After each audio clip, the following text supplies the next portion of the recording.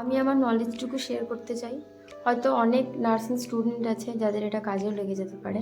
তো সেই ক্ষেত্রে আমি যেটুকু শিখেছি আমি চাই সেটুকু প্রোভাইড করতে, যাতে আজকে আমি মাসেল নিয়ে কিছু বলবো, বেসিক কনসেপ্ট অফ মাসেল এটুকুই বলবো। ফার্স্ট আসছি টাইপ অফ টিস্যু।